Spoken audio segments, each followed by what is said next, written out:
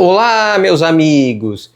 Olha, pode parecer que o canal andou um pouco parado, mas é porque o estúdio que a gente tinha, eu tive que sair de lá, não vou entrar em detalhes o porquê que eu tive que sair de lá. E eu também tive que investir em equipamento. Por quê? Porque lá no estúdio eu podia falar bem alto, que não tinha problema. Agora em apartamento, eu não posso falar tão alto, então tive que investir num microfone mais adequado para poder passar a mensagem para vocês. Então o canal está voltando, vai voltar para os trilhos agora. E eu vou falar nesse vídeo como era o mercado de carros nos anos 60, 70 e 80. Estamos falando aqui de um cenário que é bem diferente do cenário atual, o cenário que as pessoas tinham que gastar todo o dinheiro que entrava. Por que elas tinham que gastar todo o dinheiro que entrava? O dinheiro perdia o valor com muita rapidez mesmo. O valor da inflação era 1000 e poucos por cento, era muito alta a inflação. Então, era mais seguro você comprar um carro, uma casa, comprar o que desse para comprar com o dinheiro, para não deixar ele desvalorizar. Tem muita gente que comprava dólar para o dinheiro não desvalorizar, e muita gente gastava. O que você acha em muitos carros sem muita quilometragem, carros praticamente não rodados, aí, antigos, aí de 1960, 1970, 80, porque é só disso, ele comprou o carro para ficar guardado. E vamos começar a falar mais ou menos do cenário brasileiro antes de falar como eles escolhiam os carros naquela época. Porque o Brasil ele tinha um crescimento muito acelerado até 1964. Começou a inflação. Essa aqui que eu te falei agora há pouco. E que eles tinham que controlar essa inflação. E como é que eles faziam para controlar? Eles ficavam mudando as moedas. Toda vez mudava a moeda. Isso aí foi ocorrendo até 1994, que mudou a moeda para o real, que a gente usa até hoje. Só que eles viviam mudando a moeda. Era cruzeiros, era réis, era cruzeiros reais e uma infinidade de moedas aí que o Brasil usava. E as pessoas, nessa época, não escolhiam um carro pelo valor, por causa disso que eu te falei. A economia era muito estável no Brasil. Hoje você tinha um dinheiro que você comprava pão, se fosse de tarde na padaria, aquele dinheiro não dava mais para comprar o pão, precisava mais dinheiro para poder comprar o pão. Então as pessoas também tinham um freezer em casa, porque elas estocavam coisas. E como é que eles faziam para escolher um carro? Por exemplo, um Volkswagen. Para você ter ideia, um Fusca, ele era o carro mais vendido do Brasil, ele ficou sendo o carro mais vendido do Brasil aí até meados lá de metade dos anos 80, só que ele não era um carro tão barato. Para você ter ideia, um Fusca, o valor dele em média era equivalente a 70 salários mínimos, ou seja, ele não era um carro barato não. E quem que escolhia um Volkswagen? O que a pessoa estava procurando quando ela escolhia um Volkswagen? Ela estava procurando durabilidade. Ela queria um carro que fosse inquebrável, que você ia comprar esse carro e colocar ali na garagem e só ia fazer umas manutenções básicas, uma troca de pneu, uma troca de óleo e não ia ter problemas mecânicos com ele. Então essa pessoa que queria um carro durável comprava um Fusca, uma Brasília, comprava um Volkswagen. E era assim que as pessoas escolhiam um carro, pela qualidade do veículo, não pelo preço. Meus amigos, você vem sempre aqui, não se inscreve nesse canal, se inscreve nesse canal agora mesmo, esse canal é incrível. Hoje o carro ele é escolhido muito pelo preço e também pelos opcionais que o carro tem.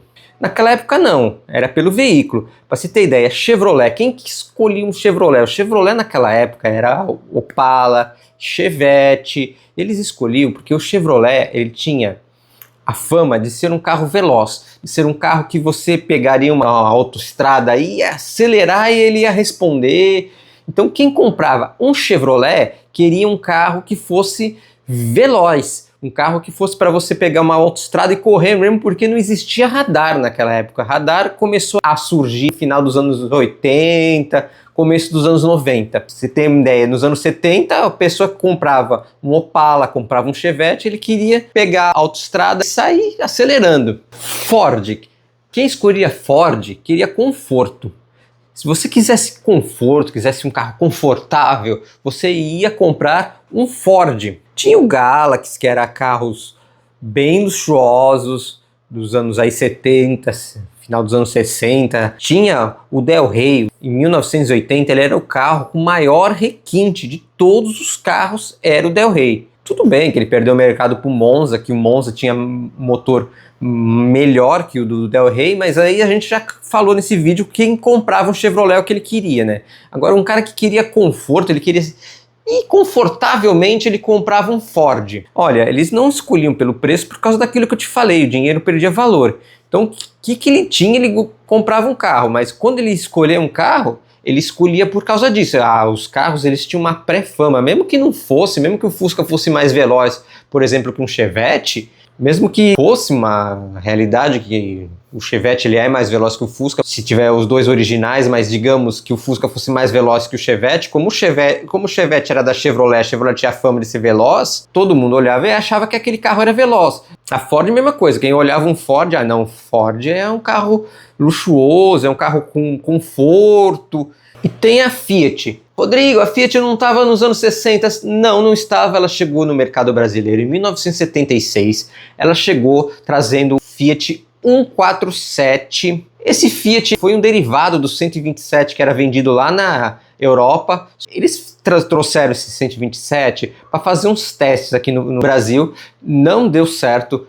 Carroceria trincava, ele superaquecia por causa do nosso clima, tinha quebras diretos em suspensão, então eles fizeram um carro mais reforçado que era para o Brasil, que era o Fiat 147. Quem comprava um Fiat naquela época, ele queria economia, ele queria não gastar muito no posto, ele queria economia de combustível. Tanto que eles frisavam na economia do 147 que eles fizeram uma propaganda de época que era ele fazendo a travessia da ponte Nil-Niterói com 1 litro de gasolina. Eles prenderam no quebra-vento 1 litro de gasolina, colocaram uma mangueira para abastecer o carro e fizeram a travessia da ponte Rio-Niterói.